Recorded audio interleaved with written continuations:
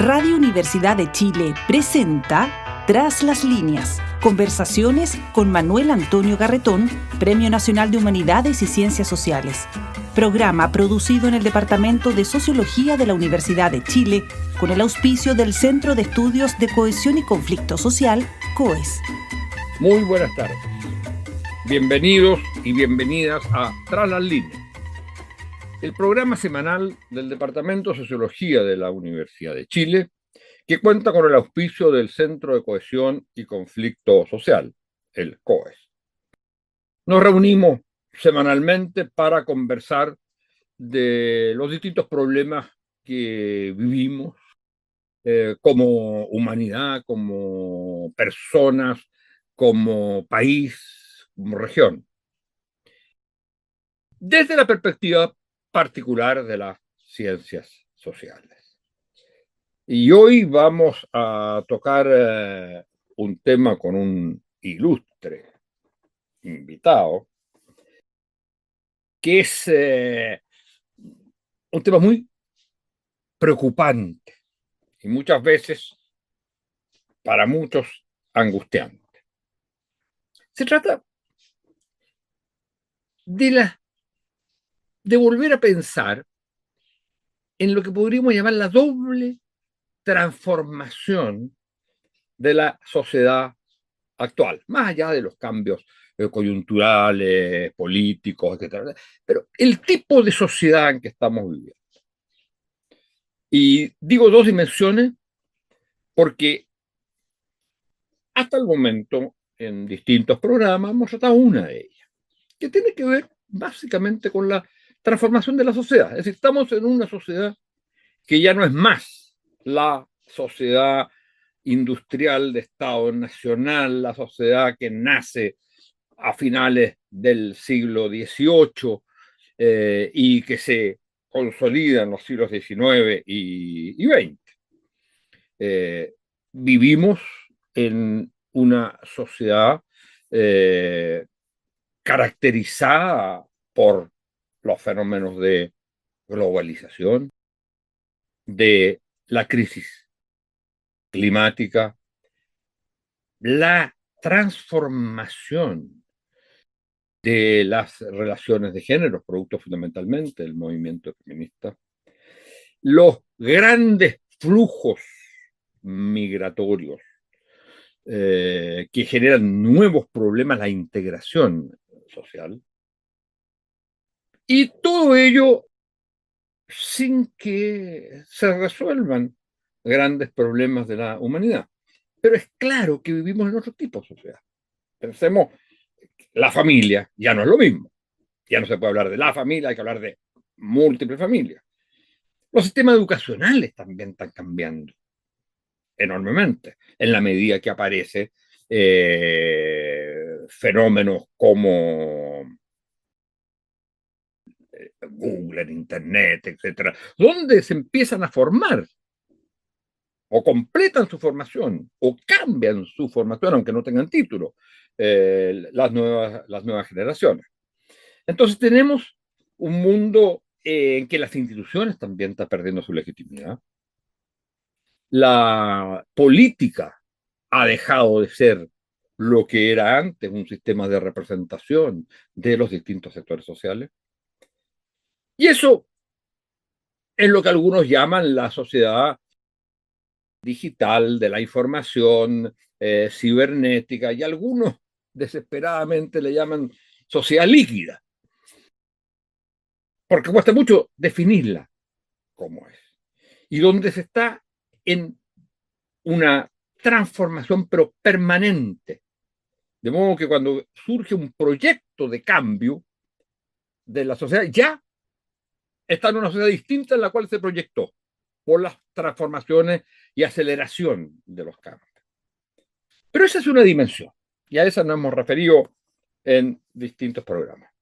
Pero hay otra que sí es mucho más inquietante, y es la existencia de planteamientos, de movimientos, de pensamientos muy eruditos, muy sofisticados, que lo que están hablando es un cambio en la naturaleza humana.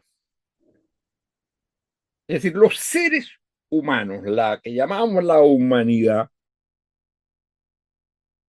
de miles de años, se estaría transformando. Es un cambio en la condición humana. Y a eso se le ha llamado, algunos le llaman posthumanismo, que significa que vamos a una sociedad en que lo humano va a ser otra cosa.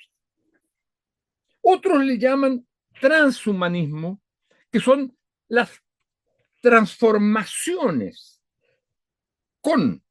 básicamente basadas en la técnica, en la ciencia y tecnología, la transformación de la condición humana sin que necesariamente hayamos llegado a lo posthumano.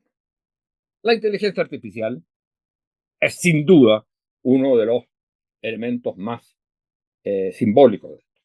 ¿Qué significa estas dos grandes transformaciones? ¿Qué riesgos trae para la humanidad? ¿Cómo podemos discernir lo que sirve para el desarrollo humano y lo que de alguna manera puede llevar a, claro, algunos dirán, bueno, se trata de eso, se trata de pasar a otra escala y crear otra humanidad, pero también eso puede significar, sí o no, no sabemos, la desaparición de lo que llamamos humano. Bueno, para hablar de esto, nuestro invitado es alguien que ya ha estado en nuestro programa hace algunos años, que es multifacético, porque es filósofo, pero es más que, no digo más en el sentido que los filósofos de a poco, pero digo, es además de filósofo, un estudio de la cultura, de las transformaciones sociales. Ha tenido un rol muy relevante en CEPAL, que fue director de los estudios de la División de Asuntos Sociales, y todo lo que se refiere, por ejemplo, desde en aquellos tiempos a lo que fue la gran discusión sobre el tema de la cohesión social y la igualdad en América Latina, un documento de CEPAL de finales de la primera década del 2000. Y es como digo, filósofo formado en distintas universidades. Actualmente es académico de la Universidad Diego Portales. Él fue formado en las universidades de Chile, Buenos Aires, y tuvo una maestría en filosofía en la Universidad de París. Actualmente publica libros, escribe artículos, realiza seminarios para la gente que está interesada en los diversos temas que él está tratando, y es, yo diría, uno de los pensadores más importantes que tiene este país, aunque él es argentino-chileno.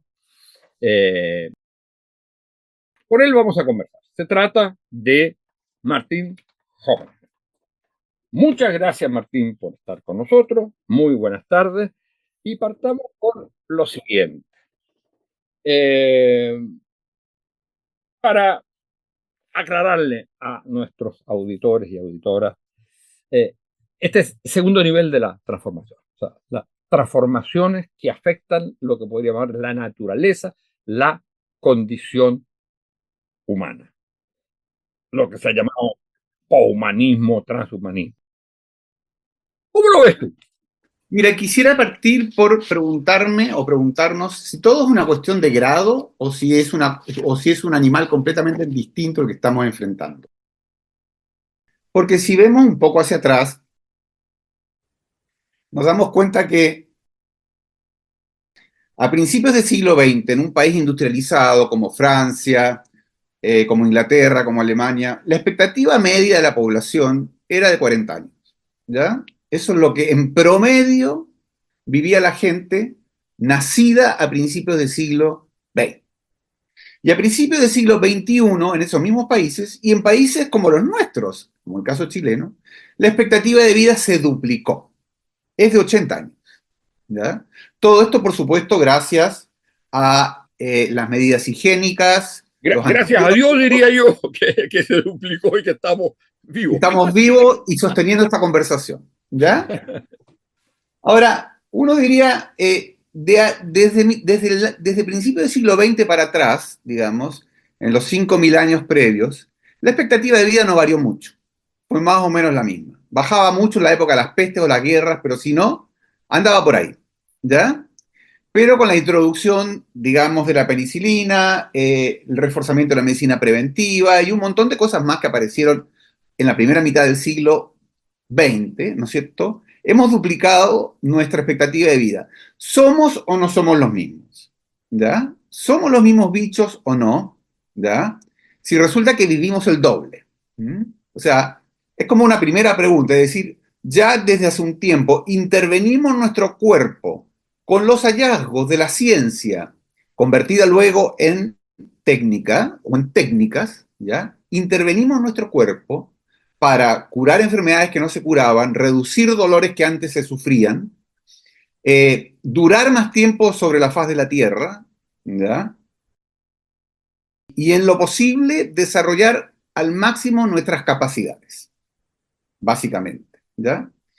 Y están las prótesis, no somos cyborgs, el cyborg es una combinación, digamos, de organismo cibernético, pero hace mucho que usamos prótesis para cosas, dientes postizos, hasta piernas postizas, si no las tenemos, o nos cambiamos la cadera por una de titanio. Es decir, pasa de todo en ese sentido, y nada de eso nos parece escandaloso, sino que nos parece básicamente provechoso, positivo, y le agradecemos al desarrollo de la medicina que en tan poco tiempo haya podido llegar a una vacuna frente al último COVID, que fue como un récord mundial en términos de tratamiento de las epidemias.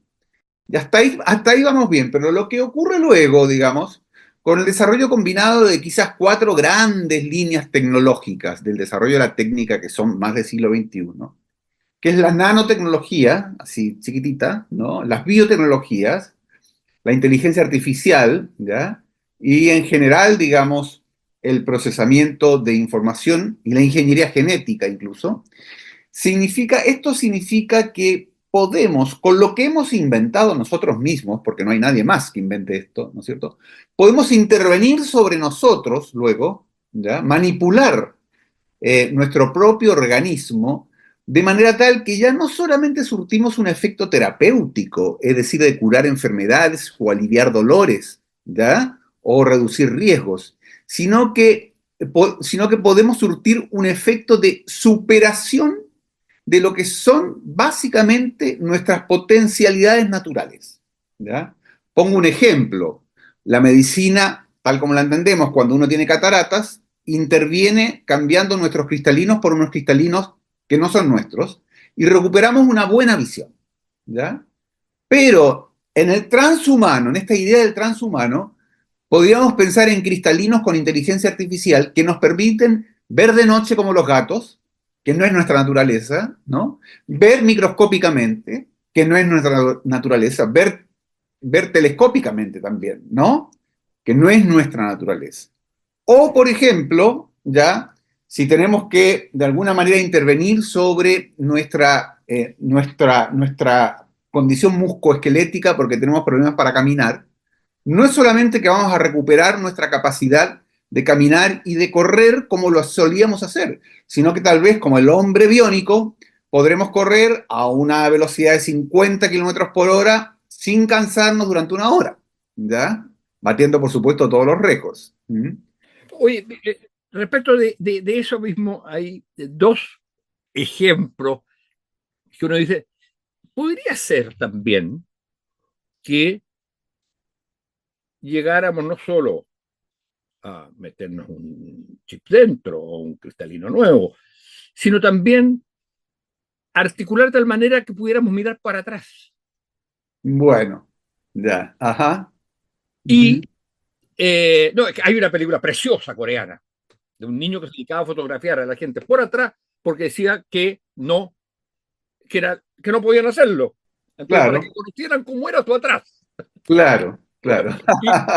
y, y lo otro que creo que está como posibilidad en alguna de los múltiples textos que me facilitaste para esta conversación, el que la reproducción no sea solo en el cuerpo femenino.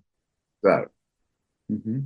No, si se puede llegar, digamos, o sea, entre una mezcla de progresión acelerada de las tecnologías, de esta combinación de tecnologías, bio, nano, inteligencia artificial y otras formas de procesamiento así de información, de contenido, se pueden llegar a cosas muy fantasiosas. Los poshumanistas, que son los más como llevados para la punta, entre los cuales quizás la figura más emblemática es un señor que es el director de ingeniería de Google y además el rector de la Singularity University en Silicon Valley, que es Ray Kurzweil, que hace 30 años anda, es como un loco lindo que anda dando vueltas, digamos, con la buena nueva de que las cosas que pensábamos que se iban a hacer en el 2100 van a poder hacerse en el 2030, ¿ya?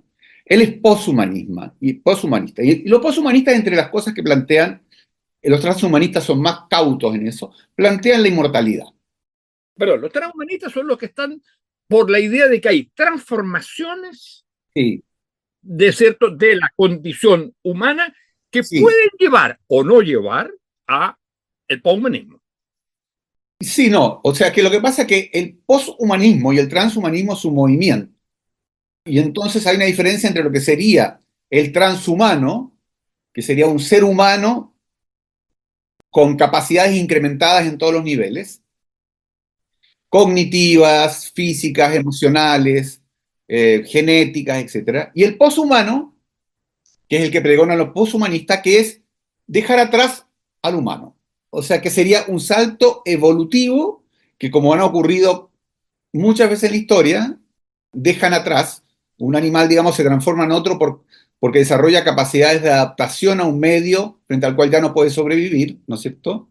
Y nuestras capacidades de adaptación básicamente tienen que ver con esto, digamos, con volver la técnica sobre nosotros mismos, en este caso, o sea, lo que nosotros mismos creado, volverlo sobre nosotros para adaptarnos. Mira, la palabra cyborg o cyborg, curiosamente que es algo que se usa mucho en el transhumanismo y en el poshumanismo, es decir, esta especie como de o prótesis parcial o casi total, digamos, del ser humano, la inventó alguien como en 1960, es un acrónimo, se dice, de dos palabras, de cibernética y organismo, cyborg, ¿m?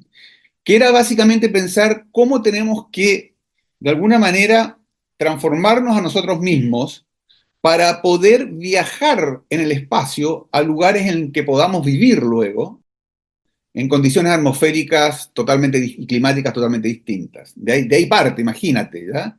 De una volada, digamos, de vivir en otro planeta o en otro lugar de este universo. Pero en el caso del posthumanismo, y si uno va a una conferencia de este señor, digamos, Kurzweil, de hace un par de años, él decía que de aquí, que si logramos sobrevivir, él tiene probablemente una edad parecida a la nuestra. Debe tener como, sí, no, ya es grande, bien grande, lleva como 40 años dando con este tema. Y él decía de que si llegamos a sobrevivir, por supuesto esto también, si tenemos la plata para hacerlo, para pagarlo, si llegamos a sobrevivir al 2030, más o menos en torno al 2030, con todas las tecnologías combinadas aplicadas sobre nuestro organismo, por cada año de vida se nos va a devolver 6 meses. Es decir, en vez de ir envejeciendo un año, en cada año siguiente vamos a envejecer solamente 6 meses. Y alrededor de 5 años después, en una especie de proyección que ellos hacen, en fin, que la verdad sería difícil tratar de explicarla porque ni yo la entiendo, 5 años después se va a llegar al punto en que la devolución por un año vivido será de un año. Es decir, que yo a los 80, en vez de envejecer hasta los 81, vía tratamientos, vía nanotecnología, inteligencia artificial, prótesis, lo que sea, voy a estar de nuevo en los 80 años, o no me voy a haber movido de los 80. Es decir, vamos a estar en una especie de perpetuo presente, si se quiere, en el cual si no hay una causa exógena imprevista, como una bacteria maldita, o como un accidente, o como un homicidio, ¿ya? Podríamos prolongarnos indefinidamente. Esa es como la fantasía, ¿no? Entonces, pero es una buena fantasía para plantearnos en términos de si deseamos una cosa así. Es decir, si el sujeto, el ser humano, desea la inmortalidad. Claro, la inmortalidad siempre ha sido como algo con lo cual uno ha coqueteado como fantasía porque la muerte nos asusta y la finitud nos puede causar angustia. Pero al mismo tiempo, si uno ve en general en la literatura, básicamente hay distopías de sociedades donde la inmortalidad se instala. Pienso en el libro, por ejemplo, Las intermitencias de la muerte, que es una novela de Saramago, donde llega la inmortalidad y es un desastre. Entonces hay como, incluso digamos, si uno piensa, no sé, en filósofos como Heidegger, que hablaba en su gran obra, Ser y Tiempo, del ser para la muerte, y en otros autores también, hasta Byung-Chul Han, el filósofo de moda, dice que la finitud nuestra, la mortalidad, ¿ya? Es aquello que nos obliga a producir sentido, es lo que nos hace creativos, es lo que frente a esto que puede ser absurdo de estar aquí para luego tener que irnos, en el breve paso por aquí intentamos precisamente un poco, no contra la muerte, pero contra la sensación de un contingencialismo, de ser demasiado contingente, trascender a través de la producción de obras, de la producción de símbolos, de generar sentidos para la vida. Y por lo tanto, digamos, es precisamente esa finitud, o lo que Heidegger llama el ser para la muerte, el tener conciencia de eso, lo que nos lleva a una vida plena. Pero fíjate, pero es que ahí está el problema, que puede ser que desde el punto de vista de la filosofía y desde el punto de vista de cada uno, que uno no quiera que desaparezca la finitud, que uno quiera que, digamos, realmente exista esa finitud, porque la que hace, ya, pero no depende, ahí está el punto central, no depende de nuestra voluntad. Hoy día no hay, cada vez está quedando claro que es cada vez más difícil el control sobre la inteligencia artificial. Y entonces, los grandes poderes de distintos tipos, económicos, no creo que los políticos, pero sí poderes, digamos, de la gente que cree en esto, y que tiene poder porque son los que controlan los aparatos científicos, etcétera. Si están unidos además a los grandes poderes económicos, pueden decir, les vendemos esto. Esto es lo que queremos hacer. Entonces, sí. ¿Qué es lo que, y este es un punto, yo creo, clave, qué es lo que puede frenar esto? Porque no basta decir con la buena voluntad. Y además, la segunda pregunta es, ¿en qué está este sueño, digamos, esta transformación radical de las condiciones humanas para incluso en algunos casos llegar al poshumanismo? ¿En qué ayuda a resolver los problemas? No digo necesariamente individuales de la soledad y otros, en fin, porque eso pueden haber remedios pero para algunos. ¿En qué ayuda a resolver los problemas de la injusticia en la sociedad? ¿En qué ayuda a resolver los problemas de la capacidad o la incapacidad de la gente de controlar sus propias vidas, sus propios destinos y los de la humanidad, lo de su comunidad o lo de su país? Mira, tres consideraciones a propósito de lo que tú planteas me surgen. La primera es que los transhumanistas, sobre todo bajo ciertas figuras muy emblemáticas como la de Nick Bostrom, un sueco ahí de Oxford, eh, plantean de que lo que no es negociable en este tipo de procesos, o sea que sí es importante movilizar los recursos tecnológicos para la intervención sobre las capacidades humanas, que está bien, ¿ya? Dice, pero lo que no es negociable es la autonomía de la voluntad, el valor de la autonomía. Es decir, lo que no es negociable es que cada uno pueda decidir sobre eso, en principio. En principio, como valor no negociable. Entonces, ¿Pero quién negocia? claro, ¿Quién? pero por ejemplo, digamos, si tú y yo tenemos los dos capacidad de compra, que ahí vamos a ir a eso, la capacidad de compra. Los dos tenemos capacidad de compra para hacerlo. Tú quieres vivir para siempre y yo no, ¿ya? A mí nadie me va a obligar a vivir para siempre. Es decir, no me van a agarrar con una camisa de fuerza y me van a llevar a un laboratorio para inocularme no sé qué. Entonces yo puedo decir, no, no me interesa. Supongamos, ¿no? Esto por supuesto que es un caso ficticio, pero supongamos.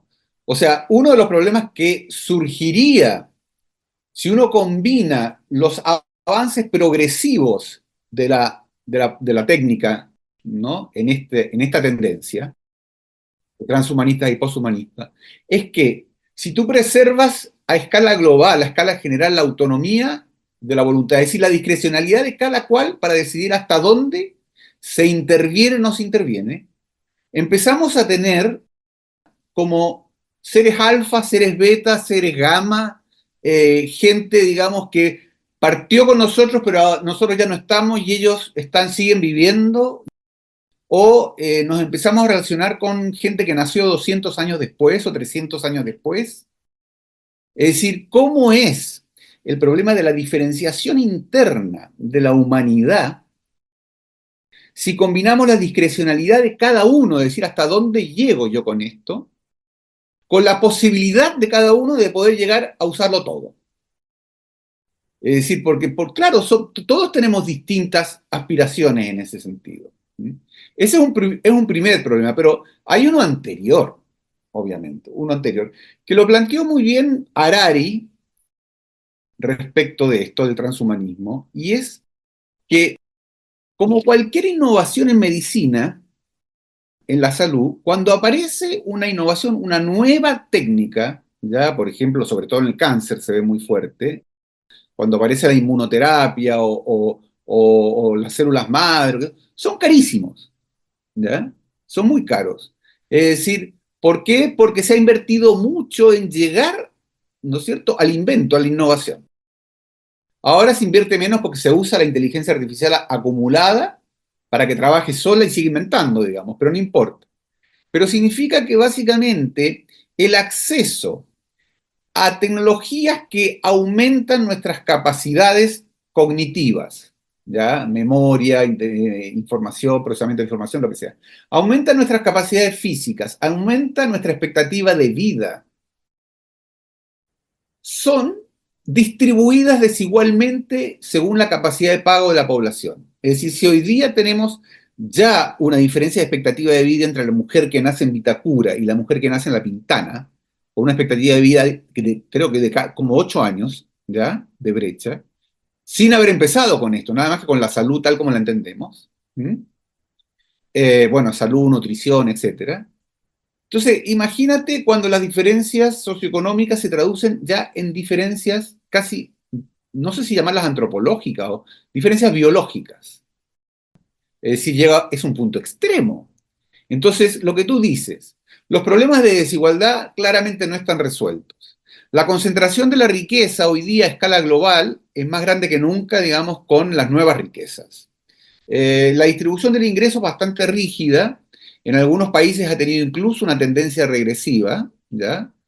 Eh, y por lo tanto, y pensemos nada más que en el sistema de salud, estos días ha salido en el diario, digamos, lo que son más o menos los promedios de tiempo de espera para traumatología en la salud pública en Chile, que pueden ser 2 años, puede ser 3 años para una cirugía, comparado con la persona que tiene un muy buen seguro y se va y en un mes se está haciendo una supercirugía en la clínica alemana. Es decir, o sea, ya tenemos en ese sentido, entre comillas, diferencias biológicas, o podemos tenerlas, ¿ya? Pero serían mucho más, ¿no? Serían claramente más. Bueno, pero el punto precisamente es ese, el que esto está visto, o sea, tal como está planteado, incluso a veces cuando dan respuestas a este tipo de preguntas, y además tenemos que terminar, eh, pero está pensado que hay una especie de gran mercado de individuos, que las organizaciones sociales que interactúan entre sí, que toman estas decisiones respecto de qué cosas van a usar, qué cosas no van a usar, ¿eh? Pero no, la idea de sociedad, la idea de comunidad, la idea de cómo se toman esas decisiones, que afuera. Claro. O sea, porque uno dice, Sí. para las sociedades artesanales y de producción primaria, existió un sistema político que se llamaba el feudalismo, y antes otros, en fin. Para las sociedades en que había el trabajo industrial, existió un sistema político que se llamaba las relaciones con el Estado, que se llamaba democracia. Y, digamos, la alternativa a ella. Para una sociedad en que ya no es el trabajo lo que la define, en que lo que la define es precisamente el avance tecnológico que modifica los cuerpos y las vidas individuales. ¿Qué tipo de organización política Sí. Uh-huh. se te ocurre? Y con esto tenemos que terminar. Claro, bueno, a mí se me ocurre una combinación. Yo creo que hay que defender la democracia, claramente. Hay que defender, digamos, organismos que estén por encima de los intereses de grupos, por más dinero que tengan, ¿ya? Para cautelarlo, ¿ya? Para cautelar las consecuencias, para monitorear los procesos, para garantizar una cierta igualdad de acceso. Por otro lado, pero es muy difícil porque precisamente acompaña al desarrollo tecnológico actual una tremenda desregulación de las relaciones. Entonces, hay una especie de anarcocapitalismo, ¿ya? O de lo que llaman hoy día libertarianismo, ¿ya? Estos serían como los libertarios biológicos o un bioliberalismo como cuando los conservadores lo atacan diciendo esto es un bioliberalismo ya. ¿Mm? Y efectivamente, pero entre los transhumanistas hay quienes abogan precisamente por la necesidad de una regulación, claramente. Luc Ferry termina hablando sobre eso en su libro también, ¿ya? O sea, la clave de la regulación. Ahora, no sé qué regulación, porque hoy día, para el transhumanismo, yo te diría que la alianza entre Elon Musk, digamos, y Donald Trump, unidos jamás serán vencidos, ¿ya? O sea, es como, eh, no vamos bien. No, qué horror. Ahora, mi impresión es que yo no veo otra manera sino de pensar para ese tipo de sociedad otra forma distinta a la que conocimos o de la que se habló o la que incluso pensamos, pero otra forma, no veo otra forma que un nuevo tipo de socialismo. Ajá. O sea, donde hay que redefinirlo para evitar los errores del pasado, para además evitar, digamos, adaptarlo a lo que es este tipo de sociedad, esta sociedad bioindividualista, Liberal. Sí. bioliberal. Mi impresión es que va a ser una forma de socialismo donde haya la capacidad de la sociedad de autogestionarse. Uh-huh. Y eso no sé si va a ser, si es posible en lograrlo solo a nivel de las escalas, llamémosle nacionales. Pero en fin, muchas gracias, Martín. por haber conversado de estas cosas, y yo espero que volvamos a hacerlo, porque quedan cosas en el tintero, cosas que no, digamos que por lo menos a mí no me quedan claras, y yo creo que para quienes han asistido a esto debe haber sido muy interesante, pero también dejan demasiadas dudas, así que tenemos que volver sobre ello. Y aprovecho, antes de despedirnos, de decirle a nuestras señores y señoras, auditores y auditoras, que el equipo que formamos Entrar en Línea, en que yo lo conduzco, está el coordinador académico, que es el profesor Rodrigo Figueroa, del Departamento de Sociología y de la Universidad de Chile, y hoy se incorpora como productor Francisco Cataldo, que trabaja también en el COES, y a quien le damos la bienvenida. Muchas gracias, Martín, por haber estado con nosotros. Gracias por la invitación. Y muchas gracias a ustedes, señoras y señores auditoras y auditores, y será hasta la próxima semana. Radio Universidad de Chile presentó Tras las Líneas, conversaciones con Manuel Antonio Garretón, Premio Nacional de Humanidades y Ciencias Sociales. Programa producido en el Departamento de Sociología de la Universidad de Chile con el auspicio del Centro de Estudios de Cohesión y Conflicto Social, COES.